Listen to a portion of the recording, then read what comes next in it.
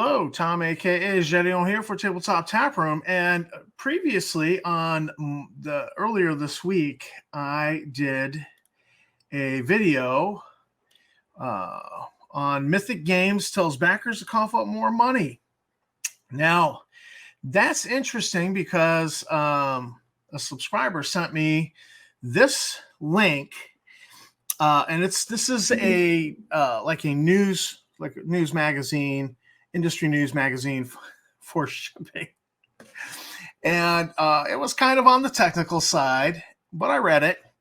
And, it kind of reminded me of when you read a technical journal for an area that, you're just a layman, and you don't know you got to read it slow. But it's possible to read this and get it, even as a layman.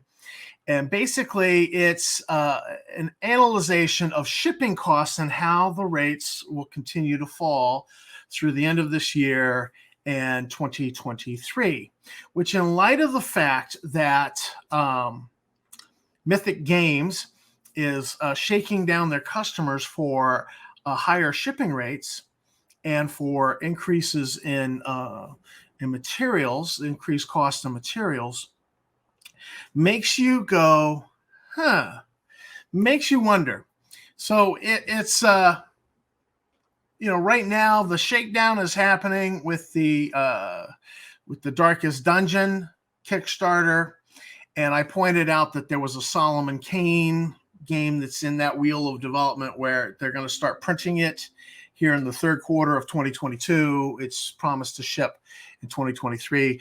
So we'll try to keep an eye on that, because if they do the shakedown for that game, it's really going to be about how can we take advantage of the current setting to maximize our profits. It really it will.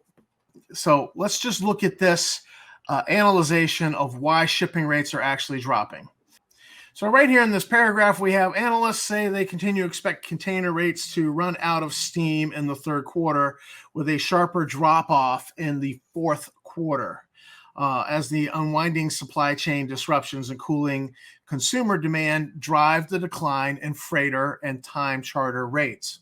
So the supply chain is beginning to unwind finally, and consumer drop-off is pushing the prices down. Although it expects freight and charter rates will remain elevated by historical standards, they said that there could be further erosion. The downward trend will continue through 2023, when they expect the market environment to return closer to pre-pandemic levels. The expectations for further trade growth have been tempered by the macroeconomic uncertainties. Well, that's a mouthful. Despite container markets heading into the peak season, it now appears that the downward pressure of lockdowns in China and relentless hikes in global inflation levels have taken a heavy toll on the demand for cargo space. It referred to anecdotal evidence of bloated warehouses and overstocked retail inventories. So it was anecdotal, was not hard evidence. Lodestar has seen several requests from forwarders seeking storage for large quantities of cargo expected to arrive in the UK during August, when distribution centers and retail warehouses are said to be full.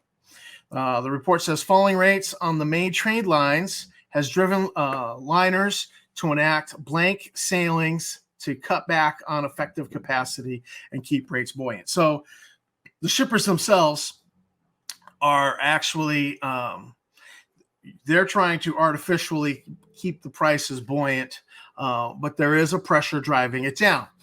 So if this is the case, then why was it necessary for Mythic Games to hose their backers, shake them down? I don't know. I mean, they did imply in the previous article that we looked at that they would store the printed games in China as long as possible. Well, why not just store them for a few months and announce to the backers, look, we're sorry about this, but shipping rates are coming down. We're waiting till this date to get your stuff shipped. But if you pay a little more, we'll get it shipped now. Give the people the choice. You can get your stuff, no more delayed gratification, instant satisfaction. We'll get it shipped now. But there's also another thing in shipping that I've now learned as I've dug around, is that you can prepay for shipping space, and that locks it. You can prepay ahead of time, guarantee them that you're going to reserve this much space. You pay now and then ship later. So it's prepaying ahead. By doing that, you get a lower price. So that was a tactic that Mythic Games could have indulged in, but I think they maybe couldn't have indulged in that because they were just having problems with cash flow, it seems like, because they do have a number of projects going. So they might have just they borrowed from Peter to pay Paul, and increases in cost of materials probably all the way around has hit them. And so it just sounds like mismanagement on their part, and the solution is to hit the backers. The pressure of shipping costs may be completely overblown. I am not privy to the books at Mythic Games, but definitely the industry itself industry magazines on the internet are writing articles about the falling cost of shipping rates. So you can say 600%, but it definitely seems like there were ways around this. So this is definitely something to keep an eye on. You still don't have much of a choice if you've got $100 to $330 that you backed this project with. You might still be coughing up more money as per their demand. No game for you, Game Nazi says, or cough up some more money and don't ask questions. So that's the state of affairs with Mythic Games right now. You're over the barrel. You're going to have to cough up that extra cost, or your game's going to end up sold on an auction site by the Chinese company that no longer wants to store it when Mythic Games no longer pays for storing. So that's the situation. This is Tom from Tabletop Tap Room. Be careful with who you back on Kickstarter. Make sure they're reputable. Make sure they're principled. Make sure they follow through as they promise. When they say, we will give you a game for $330, and they do, that's a company you back. But when you see a company like this, it's like, we know we said $330, but we're going to need a little more. Cost of materials went up, and we can't absorb that loss. That's not ours. So we are renegotiating the terms of the contract, and we're also hitting you up for more in shipping. I don't mind being hit up for more in shipping. That's the cost of doing business over the internet.